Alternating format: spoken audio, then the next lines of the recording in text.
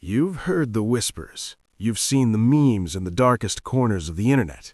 They are the supposed puppet masters, the hidden hand pulling the strings of global finance. Some say they own half the world's wealth. Others claim they decide who becomes president of the United States before the first vote is even cast. The name alone is synonymous with ultimate, untouchable power: Rothschild.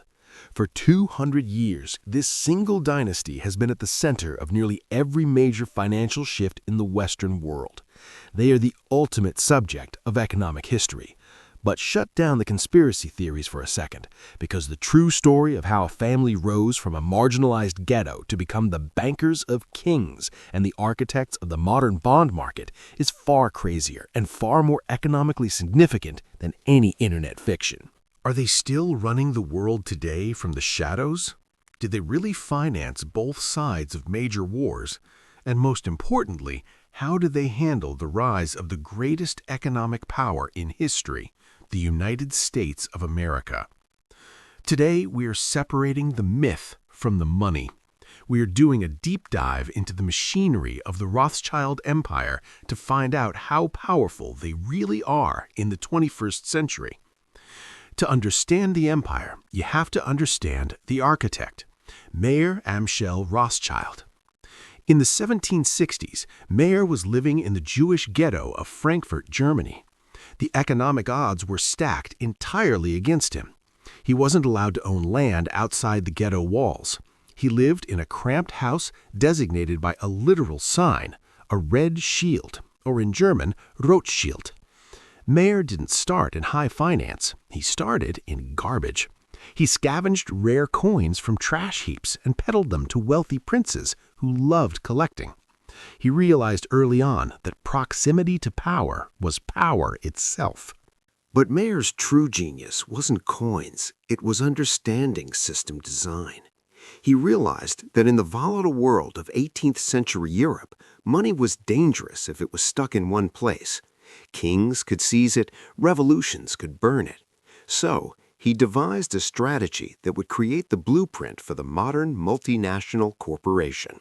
He took his 5 sons and sent them to the 5 financial capitals of a warring continent: Frankfurt, Vienna, Naples, Paris, and finally, the most critical chess piece on the board: London.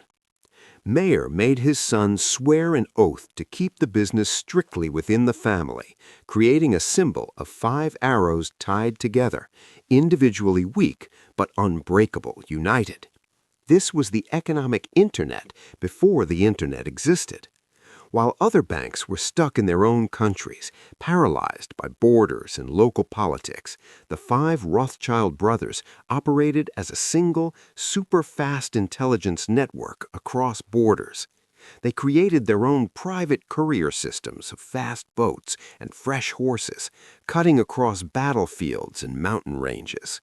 They knew what was happening in Paris days before the King of England did. They knew the price of gold in Vienna before the market opened in London. This wasn't just banking, this was information warfare. And the speed led to the moment that cemented their legend forever and changed economic history: the Battle of Waterloo. June 1815, Napoleon is crushing Europe. The fate of the Western world hangs in the balance in a muddy field in Belgium.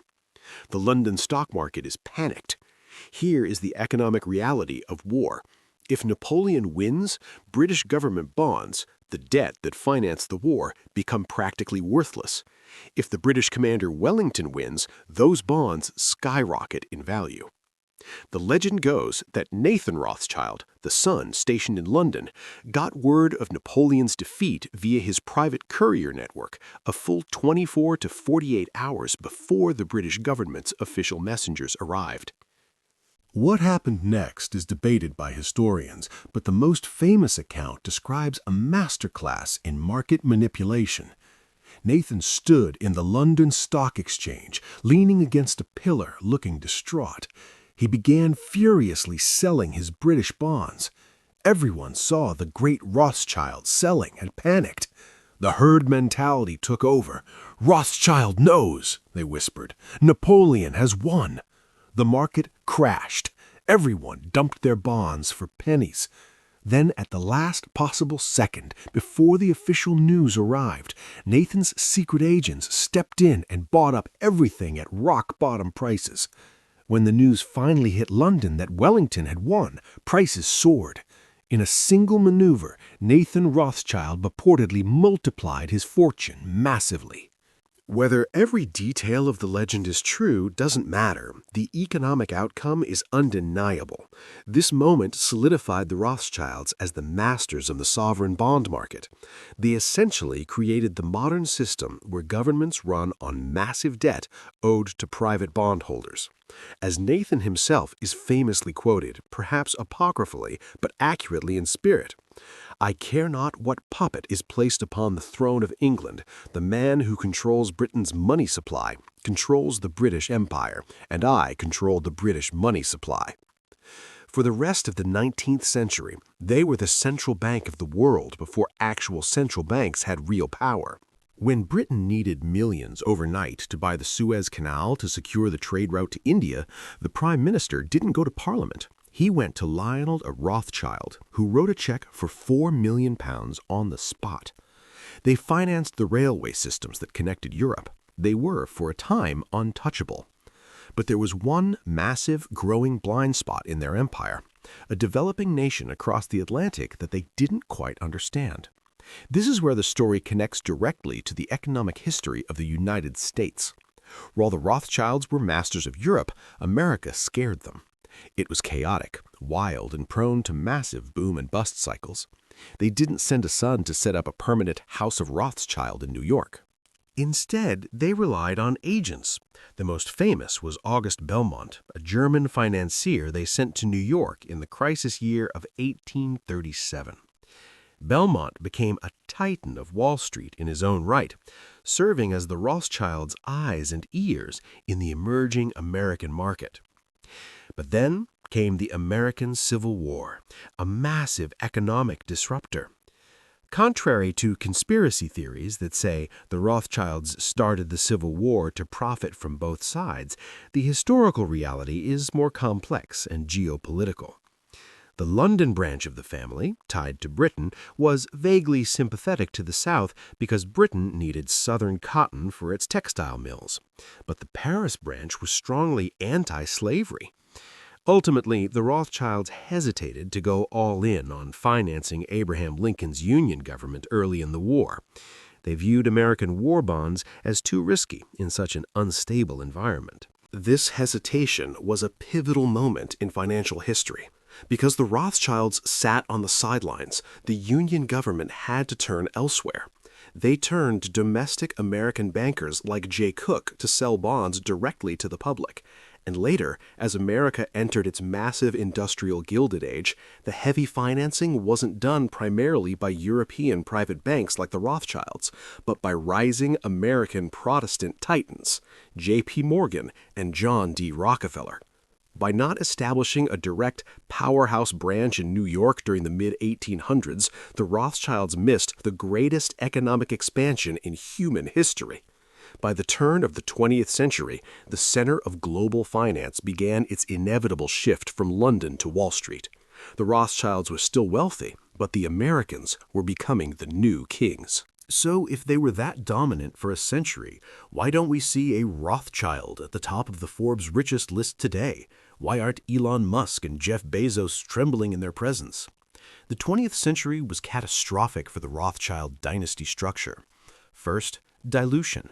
Mayor Amschel's rule that the business must stay in the family eventually became a weakness. Over 200 years, that colossal fortune was divided among hundreds of descendants. Today, there isn't one Rothschild fortune. There are dozens of very wealthy but separate family members.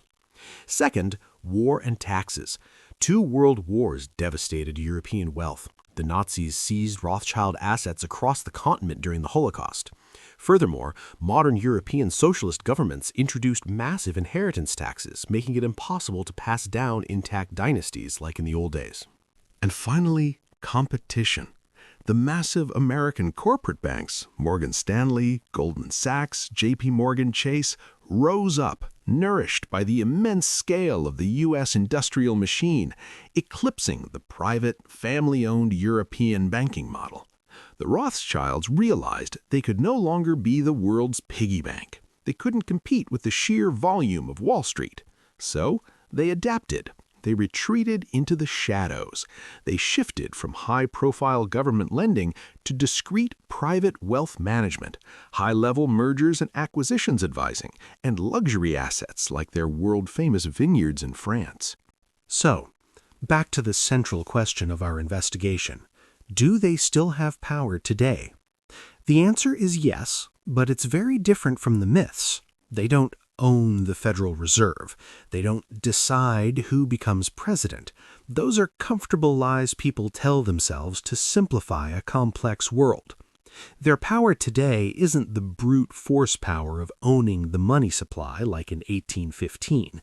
It's the power of access. It's soft power.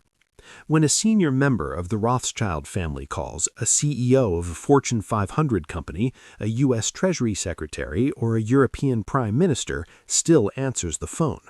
They are masters of the global Rolodex. They aren't controlling the world's weather machines, but they are certainly sitting at the quiet dinner tables where the biggest deals are privately negotiated before they hit the news. What can we, as students of economic history, learn from this dynasty? How does this apply to your wealth? The Rothschilds didn't use magic. They used a principle that is even more critical in today's digital economy: information asymmetry. Nathan Rothschild won because he knew the truth 24 hours before the market did. Today, we are drowning in noise. We have too much information. The modern equivalent of Nathan's Pourier network isn't having faster internet. It's having better filters. It's knowing what to ignore. If you want to build lasting wealth, stop reacting to the same terrifying headlines everyone else is reading. The real money is made by having specialized knowledge in a specific niche, knowing one thing about a sector, a technology, or a market better and faster than the general herd. The Rothschilds played a multi-generational game, while everyone else was trying to get rich quick by Tuesday. They built indestructible networks, they valued information above capital, and they adapted when the economic winds shifted from Europe to America. That isn't a conspiracy. That's just cold, hard economic strategy.